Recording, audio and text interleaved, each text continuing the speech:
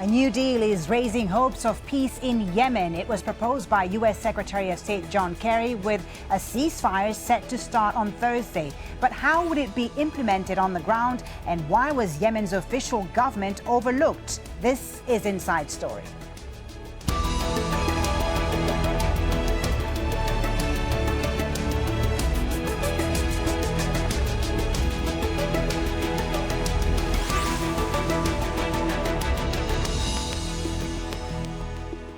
Hello and welcome to the program. I'm Fuli Batibo. The war in Yemen was never expected to last this long. When the Saudi-led coalition began its airstrikes against Houthi targets in the capital Sana'a 18 months ago, analysts and governments alike predicted a swift end to the fighting. But a year and a half later, the conflict is still unresolved. U.S. Secretary of State John Kerry is now hoping to change that with less than 2 months left in his term. On Tuesday, he announced that Houthi rebels have agreed to a ceasefire beginning on Thursday and have agreed to work towards establishing a new national unity government in a safe and secure Sana'a as a goal towards the end of the year. But Yemen's foreign minister says the internationally recognized government of Yemen is not part of that plan. The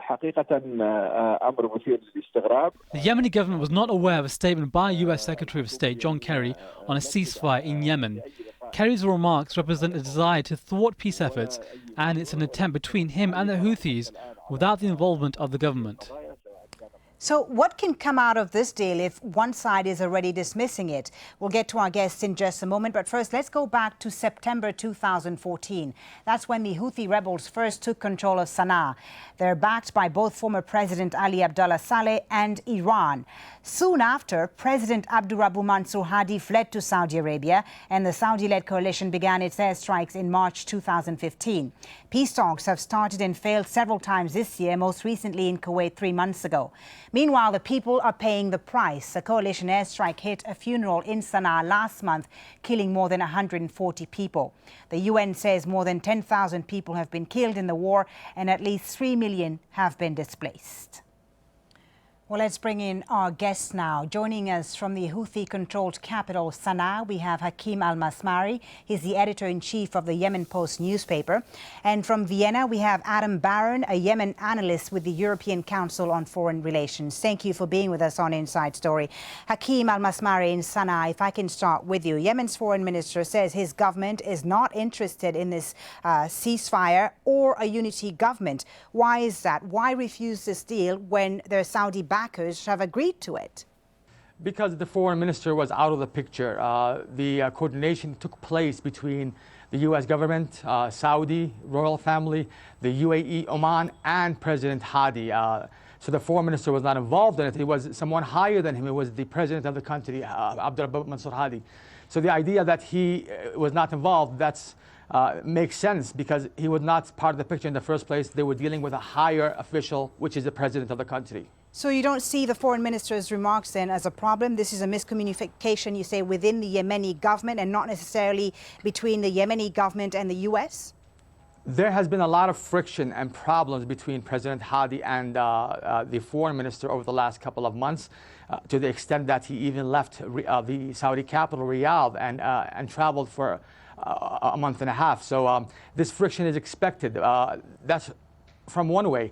The other way that we understand this scenario is that this is an international deal that did not involve the Yemeni side that are allied with President Hadi, which means that this ends the Yemeni war, but not the internal Yemeni crisis. So this is a very important point that could escalate after the peace deal. This deal will end the Saudi-led war or coalition war, but most likely will not end the internal Yemen war, and that's why these internal sides from the Saudi allies were not involved in these peace talks, because they will continue the escalation in some regions where it's still very fragile or very tense when it comes to clashes. Adam Baron, what are your thoughts on this contradiction? Yemen's internationally recognized government, do they really have a choice then to agree to this ceasefire if Saudi Arabia, which is supporting them militarily and financially, is throwing its weight behind it? I guess they always have a choice, but if Saudi Arabia is indeed completely behind this deal, it certainly makes it far more difficult for the Yemeni government to continue to wage war. Let's face it, the Yemeni government in exile has been heavily reliant on both Saudi patronage, Saudi financing, Saudi weaponry, Saudi military support, and the vast majority of members of the Yemeni exiled government remain in Saudi Arabia itself. So if the Saudis are on board with this, I think there's going to be a great degree of cajoling where the Saudis will be doing their best to make sure the Yemeni government is eventually on board with it as well. I think the question remains is, whatever you make of Kerry's statement, there remain a huge amount of moving parts. Right. I think he said the ceasefire would start the 17th. Today's the 16th, and fighting is raging quite hard across Yemen, particularly in the central city of Taiz. So, I mean, as I'm sitting here right now, it's hard to imagine a ceasefire happening in the next 24 hours. And so you wonder it's why hard now. to imagine. Yeah, you wonder why now. I mean, the ceasefire, I understand, would be on the same terms as the one that ran from April until the end of August, when the UN-sponsored talks in Kuwait ended in disagreement. The Saudis have agreed to move forward with this deal, it seems, if John Kerry is announcing it. What's different this time around, you think? Might this be a face-saving strategy by Saudi Arabia? Potentially. I think when you look at all sides in this conflict, people are generally tired of fighting. Most of all, the Yemeni people, who have suffered more than any other faction in the conflict. You're dealing with a country that is literally on the verge of absolute humanitarian collapse. 80% of Yemenis in need of humanitarian aid, hundreds of thousands of children growing up acutely malnourished. I think if it's what I'm reading and saying that it's under the conditions of the April ceasefire, is that we're going to have, this sort of starting with a ceasefire on the Saudi-Yemeni border. The key question will be how things shape up on the Saudi-Yemeni border in the coming days. Earlier this spring, we did have this border, which was previously a very hot line in the war, and since, over the past month, since the previous talks collapsed, has become a scene of quite a lot of conflict. We did see quite a degree of calm in that period, followed by a de-escalation on other fronts in Yemen, inside the country. So if you do see the calm on the border, I think that's a sign, one, that the Houthis and the Saudis have reached some sort of agreement, and two, that the Saudis are indeed on board with this. Hakeem al-Masbari in Sana'a, Adam says the Yemeni people are tired of this conflict, which is understandable. I mean, at least 10,000 have been killed, according to the UN. I wonder, what's been the reception? How have people received the news of this ceasefire deal? People are waiting and hoping that this could really happen, because it's unbearable right now. In Yemen, the situation where the country has reached is by far the worst in their history, and the worst in the region. Over 18 million people, that's 80% of the population, sleep hungry in the country, malnutrition. The blockade, airports have been closed for months, tens of thousands of civilians stuck. Those who are trying to enter Yemen, those who are trying to leave, the patients, there's thousands of sick patients. It's just unbearable right now.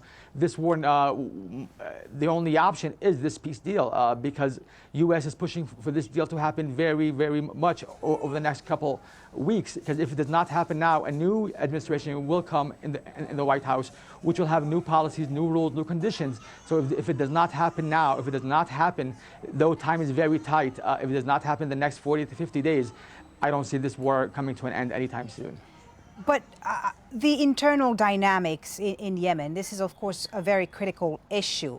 How do they implement this on the ground, this ceasefire on the ground? And also, how do you come up with a national unity government, given all the tensions that you yourself have mentioned, Hakeem, within the internationally recognized government? And also, who is going to be part of this unity government? We often talk about the Houthis, but what about Ali Abdullah Saleh's role in this? He's clearly still pulling the strings. Would he be part of any future government? Oh, yes, he will. He is probably the most powerful person in the country right now. When it comes to popularity, he has a lot of influence, a lot of popularity, more than the Houthis, to be honest, in Sana'a, but the Houthis are ruling with weapons. The idea right now, what was critical, is that this government will be formed in Sana'a. And this opens the door for both sides to come together, to meet each other. Yes, there will be friction and hard feelings towards each other over the next couple of months when they meet. But this breaks the barrier of one faction is in Aden, the other in Sana'a. When they have the government in Sana'a, when all the conflicting sides are together in one room, this will ease the tension. When the government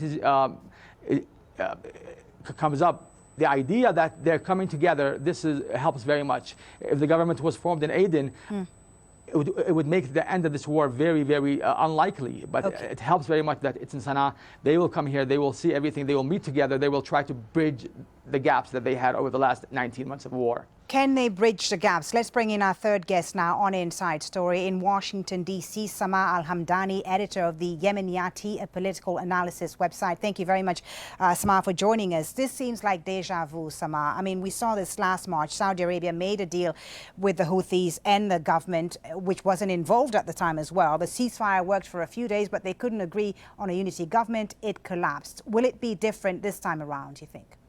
I hope so. I think it should be different. You have Secretary Kerry in the region right now. He's in Oman and then going to Saudi Arabia trying to push for this peace settlement. And it seems that Saudi Arabia is really ready to kind of strike a deal with Yemen.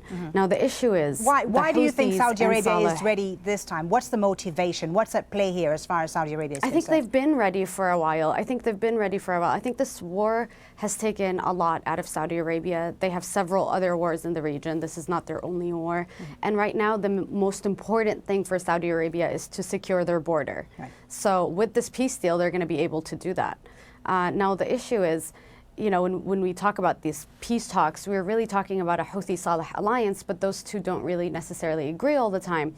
And then the government and the Saudis don't necessarily agree either. So now what we're witnessing is a deal where the government refused the deal, but now they're reconsidering it and trying to take a different stance. Do you think the Saudis have recognized the Houthis then as a legitimate force that needs to be acknowledged? I have an issue with the term legitimate because we continue to mention the Yemeni government as legitimate because it is recognized by the international community, but not necessarily legitimate in the eyes of many of the Yemeni citizens. Now the Houthis are, you know, I cannot describe them as legitimate. They are a Houthi force that we should recognize have significant power on the ground. Now, the Houthis have been talking with the Saudis for a long time now. This is not the first time that we see them engaging with each other. The Houthis have been part of the peace talks and have been negotiating indirectly in Oman, and then directly some members of the Houthi group were in Saudi Arabia to talk about peace. So I think in a sense, you know, at least in the English rhetoric, the Saudi foreign minister has said that the Houthis are Yemenis and they recognize them as Yemeni citizens. So I think this time is really ripe for a peace deal all around. Okay, let's bring in Adam in Vienna once again. Adam, I want to go back to what the Saudi foreign minister was saying yesterday. He said, and I want to touch on the U.S. role in this with you. He said the current U.S. administration is incapable of providing any guarantees to any party, and that what John Kerry said is no more than a media bubble at the expense of the Yemeni people. I want to talk about the U.S. role because the U.S. position in this crisis has been a very controversial one because it's still providing military equipment to the Saudi army, which we know has been conducting airstrikes in which civilians have been killed, even though they've said that this wasn't intentional. There's been criticism of the strikes that have targeted these civilians. Do you think the U.S. involvement in this deal right now and the fact that John Kerry is pushing for it is also in a way to protect the United States against any possible investigations, future investigations, and so on? Well, I guess, you know, the U.S. involvement is rooted by a number of things. First, there's the fact that, you know, both Yemen, both under former President Saleh and Abdurrahman Mansour Hadi, was a key U.S. ally in the region. The U.S. sees Yemen's stability as very important, so thus the U.S. wants some sort of peace deal in Yemen. Saudi Arabia, of course, has been a longstanding ally of of the United States, even longer before the U.S. built this strong relationship with Yemen. So that's a whole other issue as well. Obviously, the U.S. is directly involved in the war in Yemen. This is a war where the U.S. is providing, you know, military support. The weapons are American, et cetera. So I think from the U.S. aim, this is a war that the U.S. government would like to see ended. Washington seems to be pressing. See it ended, you know, months ago. Before the Obama administration leaves office, it seems. Well, yeah, and I mean, that's another issue is you've got, I guess we're looking at roughly 2 months until we see President Trump take office. And I think there is this sense, not just among, you know, American officials I speak with, but other officials as well, that, we're entering into a great unknown in terms of how policy will be under a future Secretary of State in a Trump administration. And even if Kerry is certainly not the most popular person in the region, the fact remains that he's a known quantity. And there is this sense, I think, that this is sort of the last chance, this next sort of lame duck period of the Obama administration is sort of the last chance for some sort of breakthrough in Yemen for some time. Mm-hmm.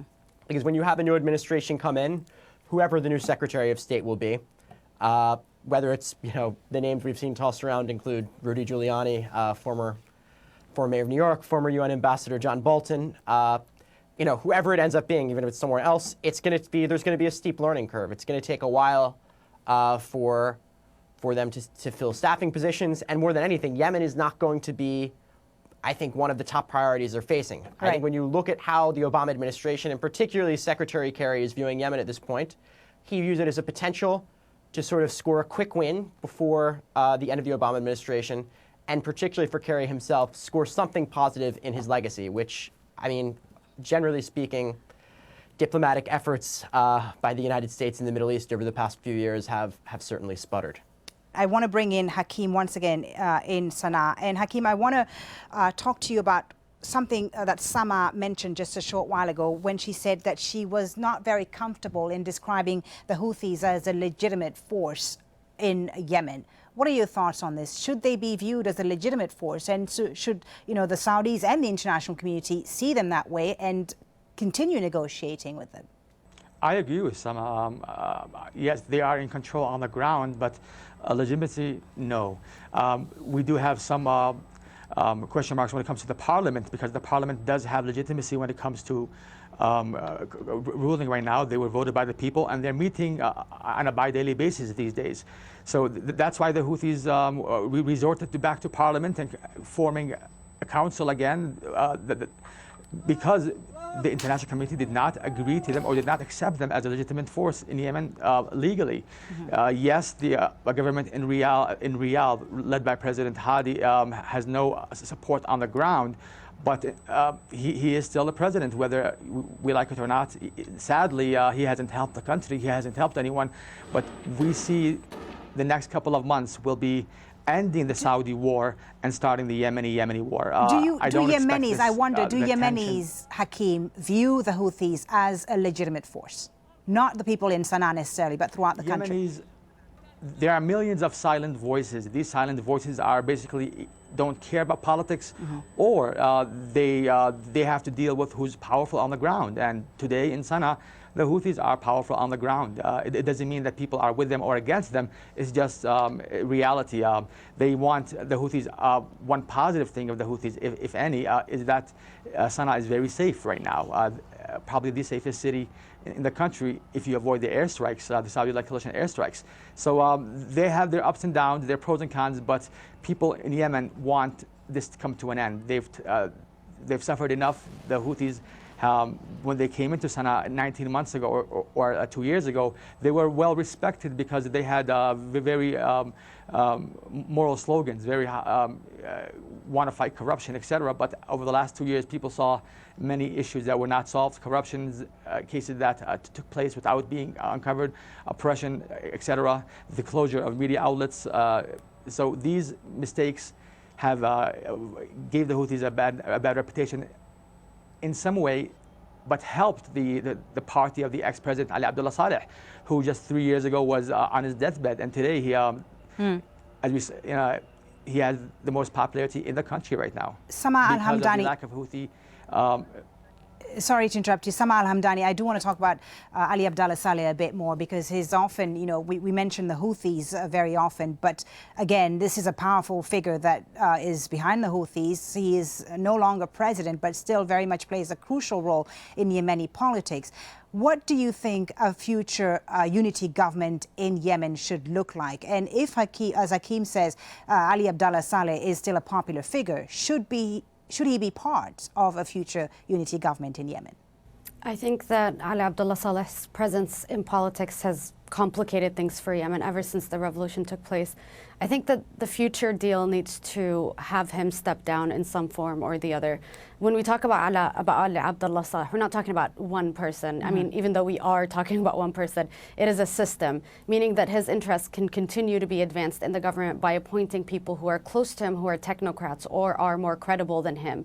I think that if we can manage to strike a deal where President Hadi steps down, we should definitely be able to strike a deal where President Saleh agrees to step out of the political scene. I mean, this man is probably in his 80s at this point, and like Hakeem mentioned, he's not doing well. So I think he just wants to win this war, at least in front of people. But I want to go quickly back to the issue of legitimacy that we were just talking about. Sure. I just want to remind everyone that in September 2014, that's when the Houthis came into the capital, Sana'a, and they were able to do so because the government did not fight them once they entered the capital. And President Hadi's government actually struck a deal with the Houthis, recognizing them as a power and agreeing to share power with them. So they formed a government together in November, and then they suggested it to the parliament, and the head of that government, the prime minister, was Khalid Bahah, who then resigned when in March 2015, right before the war started. Actually, I'm sorry, in February 2015. So there was a period where Hadi's government had completely agreed to share power with the Houthis, and they both recognized each other, and they were kind of agreeing with each other. So what went wrong then? Until President Hadi realized how involved former President Saleh is involved in this whole thing, and I don't think he was happy with that. President Saleh had a way of kind of watching things fall down. He's always ruled by divide and conquer, but I think it would be a mistake to put everything on his own head. It's not that he's a genius, it's rather that other political actors are not as savvy as he is, because he had 33 years of experience and he knows a lot of these political actors personally, so he's able to kind of negotiate with them in more serious ways, and he still held a lot of power. And the reason for that was the failure of military restructuring, which is now completely destroyed due to the airstrikes. Let's hear from Adam on Ali Abdullah Saleh's role. Adam, clearly there's still going, he's still got a role, it seems, in Yemen right now. But does he have a future role? And also, Adam, we often talk about the US, the Saudis, and the Houthis, Ali Abdullah Saleh, President Hadi. But what about Iran? I mean, when it comes to Saleh, the fact remains that, in a way, he's been one of the biggest beneficiaries of this war, ironically. A friend of mine quipped a few months ago that the Saudis have managed to bomb Yemen all the way back to the days of Ali Abdullah Saleh, in the sense that he has a popularity that he hasn't been able to command for some time, at least in certain parts of the country, particularly the north. In the south, obviously, it's a different story. Saleh's networks in the south have been largely eradicated. In the center of the country, it's a mixed bag. But I think to some extent there's the case to be made that his popularity is the result of this war. That if you reach some sort of peace deal, that the same people that have gained from this war will be those that lose in a future peace deal, which I think is arguably why certain groups, certain figures on both sides of this conflict have attempted to scuffle any sort of peace deal. Either way, I think there's no question that maybe not Saleh himself, but Saleh's network, and particularly his party, the General People's Congress, is, like it or not, a significant part of Yemen's political structure, and will have to be incorporated into any future peace deal in some form. Okay. When it comes to Iran, I guess we can say Iran is the classic boogeyman of this conflict. There's no question that Iran has enjoyed seeing this conflict. There's no question that for Iran, having the Houthis, a group which has had historical ties, although they're often exaggerated with Iran, and benefits from some Iranian financial and military support, having the Houthis poking Saudi Arabia in its soft underbelly and distracting Saudi Arabia from other conflicts in the region, specifically in Syria, has been something the Iranians have loved to see. And I think when we look at one group, one country, that would lose the most likely from some sort of peace deal, particularly one that features a coming of terms, some sort of agreement between the Houthis and Saudi Arabia. Okay.